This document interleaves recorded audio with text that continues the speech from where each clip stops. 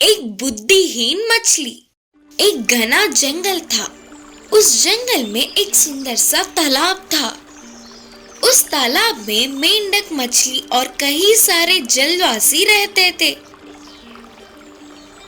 उसी तालाब में एक बुद्धिहीन मछली भी रहती थी। वह अपने आप को सबसे ज्यादा बुद्धिमान और बाकी के सब को बुद्धिहीन समझती थी और चाहती थी कि सब उसकी बात ही सुने।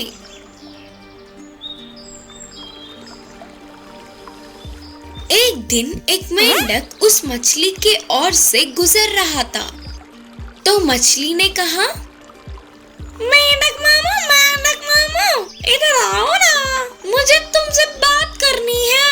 तब तुरंत मेंढक ने पूछा, क्या रे मछली, मुझसे क्या बात करोगे? कोई बात है क्या? रुको। बोलते हुए मछली के पास आता है। मछली अपने आप को बुद्धिमान साबित करने के लिए मेंढक से कहती है, अरे मेंढक मामू, तुम और मैं एक मुकाबला करते हैं। जो मुकाबले में जीतेगा उसको अपनी पीठ पर जो भी मुकाबला जीतेगा उसको अपनी पीठ पर बिठाकर सैर करवाना पड़ेगा। तब मेंढक ने कहा, मुझसे ज्यादा तो तुम्हें ही तेजी से तैरना आता है। लेकिन फिर भी जैसे तैसे करके मछली ने मेंढक को मनवाया और वो मुकाबले के लिए मान गया। फिर अगले दिन ही मुकाबला शुरू हुआ। जैसे ही शुरू हुआ, मछली ने तुरंत तैरते हुए मुकाबला जीत गई और मेंढक हार गया। तब मछली ने मेंढक से कहा, मुझसे तुम मुझसे हार गए और अब तुम्हें मुझे तुम्हारी पीठ पर बिठाकर पूरे तालाब का चक्कर लगाना पड़ेगा। मछली चिढ़ाते हुए बोली। मेंढक के पास कोई और चारा ना रहते हुए उसकी बात माननी पड़ी और तभी उस मछली ने मेंढक के पीठ पर छलांग मारते हुए बैठ गई और मेंढक भी उछल उछल कर पूरी तालाब का चक्कर काटने लगा। मेंढक के पीठ से मछली जमीन पर गिर पड़ी और तड़पने लगी। तभी ऊपर से एक सारस ने उस मछली को देखा और तुरंत अपनी चोंच से पकड़कर और उसे एक पेड़ की ढाली पर रखकर खाने लगी। लेकिन मेंढक तो जमीन और पानी दोनों में ही जिंदा रह सकता था। इससे वह सारस को देखते ही तालाब में छलांग मार दी। इस प्रकार से मछली अपनी बुद्धिहीनता से और मेंढक ने जान बचा ली। इस कहानी से हमें यह सीख मिलती है कि किसी भी मुकाबले में हमें सोच समझकर उतरना चाहिए। 3 वरदान। एक गांव में एक किसान और उनकी पत्नी रहते थे। दोनों खेती का काम करते हुए बहुत मेहनत करते थे, पर इतनी मेहनत करने पर भी गरीबी थे। एक दिन खेती करते समय एक पत्थर से हल लगकर टूट गया। तब उस पत्थर में बंदी रहने वाली एक देवी पाप से विमुक्त हुई। कई सालों से पत्थर में बंदी रहने वाली देवी को विमुक्ति मिलने से धन्यवाद करते हुए किसान और उसकी पत्नी को 3 वरदानों का प्रसाद दिया। तुरंत ही पत्नी ने किसान से कहा, अरे पैसे पूछेंगे, पैसे है तो सब वही ठीक होगा, बोली पत्नी।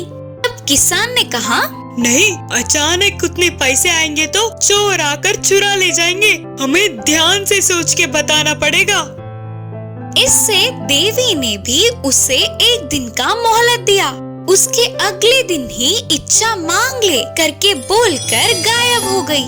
दूसरे दिन भोजन के लिए बैठकर पत्नी ने कहा, पैसे ही पूछना था, आज के दिन अच्छे से तंदूरी चिकन खाए तो कितना अच्छा था। बोलते हुए पत्नी ने खाने की इच्छा जताया। तभी उनकी थाली तंदूरी चिकन से भर गई।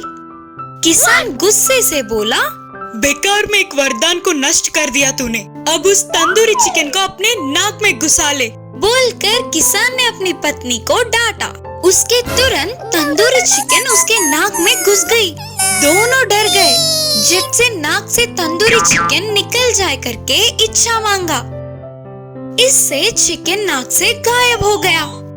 ऐसे बिना कुछ सोचे समझे जो मुंह में आया वो बोलकर 3 वरदानों को अच्छे से प्रयोग ना करते हुए अपने हाथों से नष्ट कर लिया। उसके बाद अब ऐसे माथा टेकने से क्या फायदा। मेंढक और मछली की कहानी। एक नदी में मेंढक और मछली रहते थे। वे दोनों ही अच्छे दोस्त थे। उसी नदी में एक कछुआ भी था, लेकिन वह कछुआ बहुत ही झगड़ेलू था। दूसरों की खुशी उसे बिल्कुल भी नहीं भाती थी। उसे मेंढक और मछली की दोस्ती अच्छी नहीं लगी और किसी भी तरह से उन दोनों को अलग करने की उसने ठानी। एक दिन मछली की अनुपस्थिति में मेंढक के पास आकर बोला, ओ मेंढक जीजू, तुम कहाँ और वो मछली कहाँ? तुम तो पानी में और जमीन पर दोनों में ही जी सकते हो। उस मछली की इतनी शक्ति है क्या? ऊपर से वह मछली सबको तुम्हारे बारे में भला बुरा बोल रही है।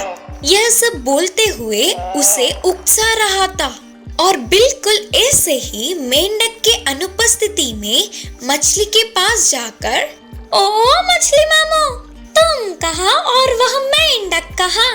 वह तो इधर उधर के कीचड़ की गंदगी में जीने वाला है।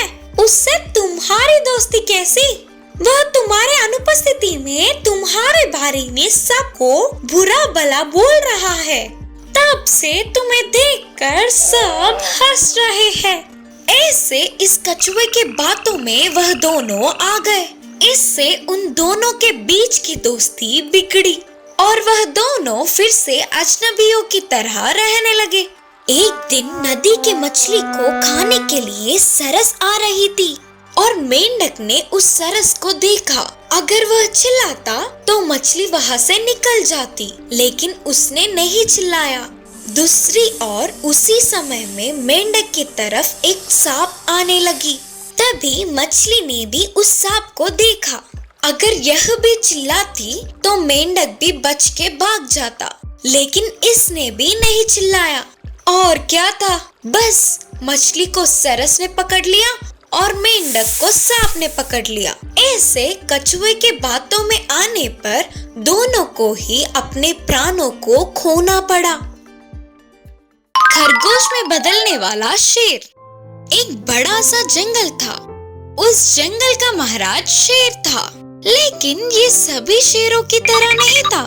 जंगल में सभी जानवरों के साथ अच्छे से रहता था। हर एक जानवर को ना खाते हुए बस भूख मिटाने के लिए ही शिकार करता था। जंगल के सभी जानवर उसे देखकर डर के भाग जाते थे। इसका शेर को बहुत दुख पहुंचता था। उसे भी उनके साथ मिलकर खेलने की, दोस्ती करने की इच्छा होती थी, पर वो गुफा में ही अकेला रह जाता था। उनके साथ मिलकर रहने की सोचा तो वे उसे देखते ही डर के भाग जाते हैं करके शेर को दुख होता था। एक दिन उस जंगल में एक साधु तपस्या करने आया है। वह रोज जंगल के सभी जानवरों से बात करता था। शेर उनके पास आकर बोला, स्वामी जी, क्या आप मेरी एक इच्छा को पूर्ण कर सकते हो क्या? बोलो। फिर शेर ने पूछा, मुझे ऐसे शेर की तरह नहीं रहना, आजादी से सबसे मिलजुल कर रहने वाली खरगोश की तरह रहना है। मुझे खरगोश की तरह बदल सकते हो क्या स्वामी जी? साधु ने जवाब देते हुए पूछा, तुम इस पूरे जंगल के महाराज हो, ऐसे छोटे से खरगोश में बदलना चाहते हो? इंसान तक शेर की तरह जीना चाहता है, पर तुम ऐसे छोटे जीव में बदलना चाहते हो, ऐसा क्यों? शेर ने कहा, नहीं स्वामी जी, मुझे ऐसे ही उछलने वाली खरगोश की तरह जीना है। ठीक है फिर। बोलकर साधु तुरंत शेर को खरगोश की तरह बदल देते हैं।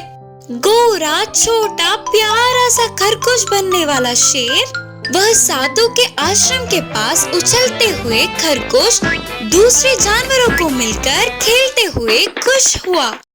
जो भी मिला वो खा के अच्छे से गुजारा कर दिया। इतने में शिकारियों की आने की भनक लगते ही सारे जानवर भाग गए।